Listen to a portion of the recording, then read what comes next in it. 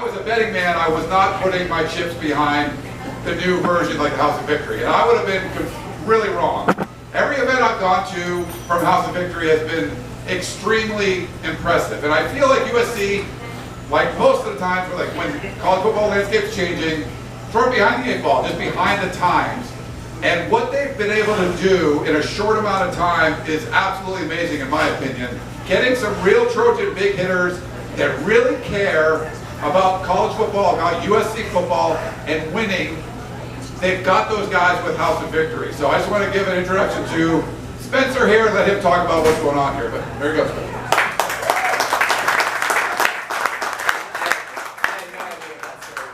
Started in 2003. So great to be here. Thank you guys for having me. Spencer Harris, I'm the executive director for House of Victory. Just a quick background on me. I got hired at USC in 2019 as the director of player personnel and served in that role for 3 years. So for those who don't know, that role works with the head coach on roster management, talent acquisition, and really oversees the whole recruiting process for college football teams, NFL teams. You know, really every sports organization has their version of a director of player personnel. Obviously, at that time, Clay Helton's the head coach.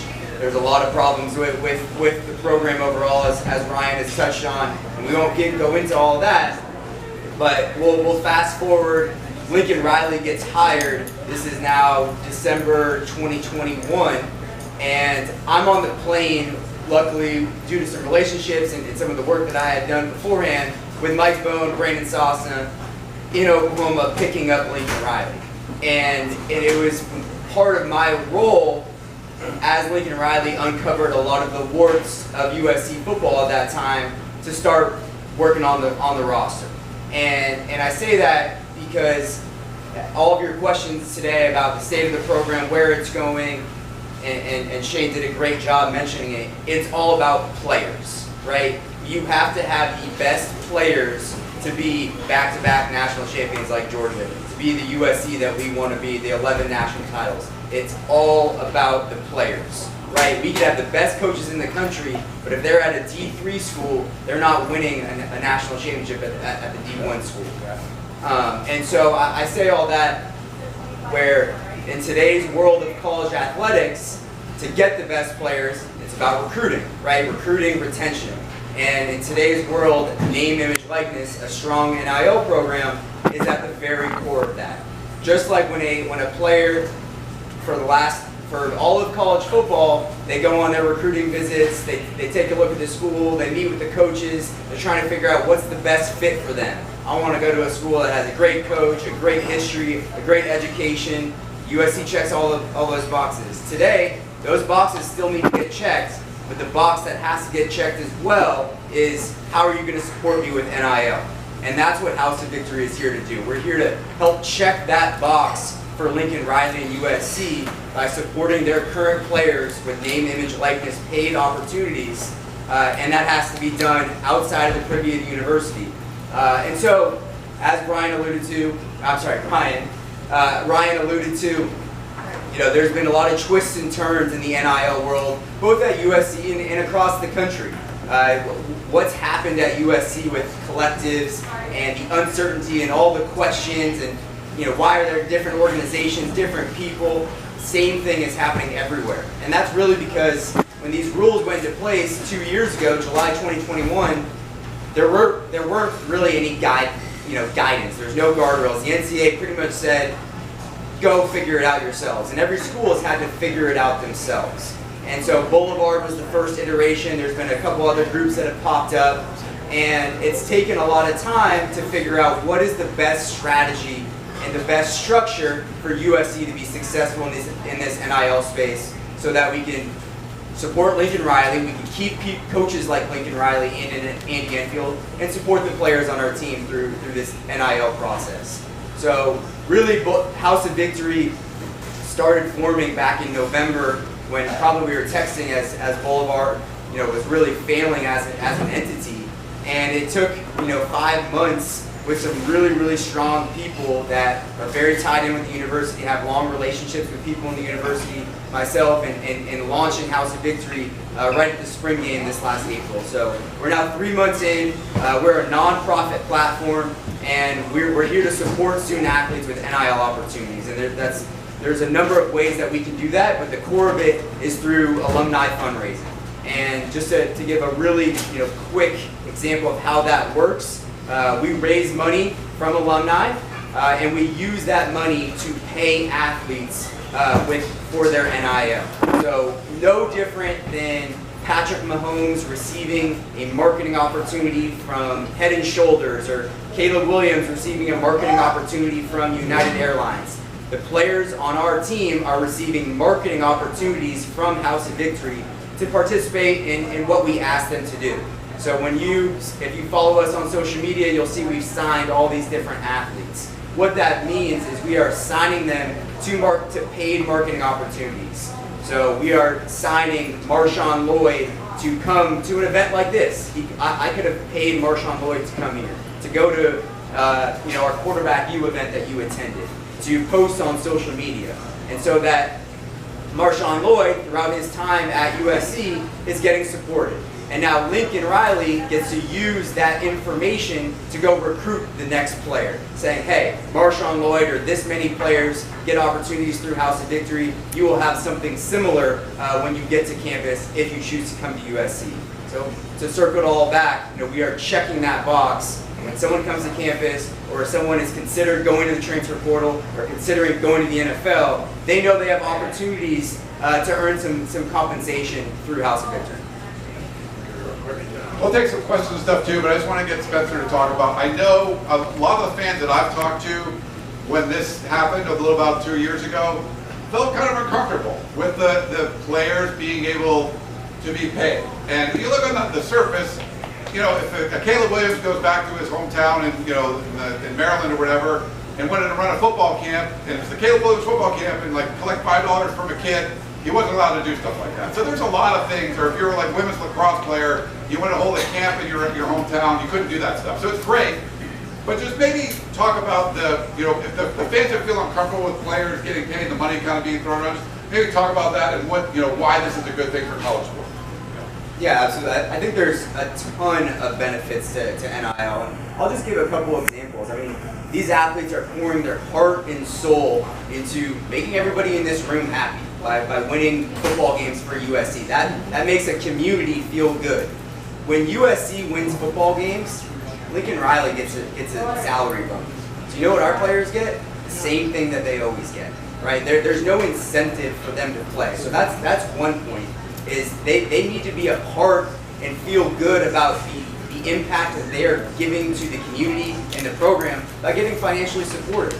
And then we use NIL for a number of things. I think there's this misconception that, this player is getting hundreds of thousands of dollars to go drive a Rolls Royce and get a Rolex and go live on these skyline apartments. That's not the case. We use it, and for some that are doing very well, they may have the opportunity to do so.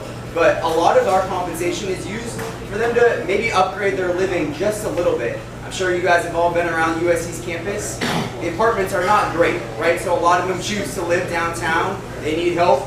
We can support with their rent.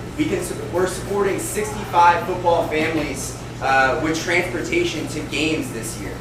So if I'm a recruit from Florida or a transfer, and I'm really interested in USC, I love USC, I want to go play for Lincoln Riley, how's my mom going to come see me play 7 times a year? Well, NIL can help offset some of that. And so those are the little things that we want to try to just support. And there's just all these different factors that we can do. And frankly, these athletes have never had the opportunity to make money before. They're coming most of the time from lower income families. Maybe they're saving a little bit, and maybe they're raising their socioeconomic tier just a little bit. And I think that's a good thing for the long haul of college football, college athletics, and the community overall. And real quick, one of the QBU event was awesome that Spencer and them ran from House of Victory. And they had Lincoln Riley there, they had Andy Enfield, they had Lindsey Gottlieb, the women's basketball coach, and then they had Dave Blanton, who won 3 straight national championships for the beach volleyball team. And all of them were great speakers, and I think Lindsay Gottlieb had the most compelling story, and I forget the name of the recruit that she... Ray Marshall. Ray Marshall, and she was coming in and like, living like, 14 people in a room, like this kind of stuff, like where it's just like, wow. And the fact that she was getting some sort of support from the USC community and NIL, it meant the world to her. So it wasn't just on the football team, but it was in the other sports as well, where everything's helping out. So I think it's great what House of Victory is doing there. Yeah, just one more thing on that. I think with our group, we want to make NIL so much more than transactional, right? It's really easy to assume, hey, we're just paying this player and we're moving on. No, what we're trying to do is create a support system for these athletes, for former athletes, for alumni, to really connect and provide opportunities, yes, financial, but also potentially mentorship, internships, networking, just what makes USC so special is the Trojan family. And because of a lot of the issues maybe in the past, Reggie Bush, alumni have always been told to kind of stay away from players, stay away from recruiting. And now you get the opportunity through NIL to really impact a person's life and really impact these student athletes' lives. We had an event, I don't think you were able to make it, at the Rex Steakhouse in Redondo Beach, where we had 15 athletes come there, and it was supposed to just be a meet and greet.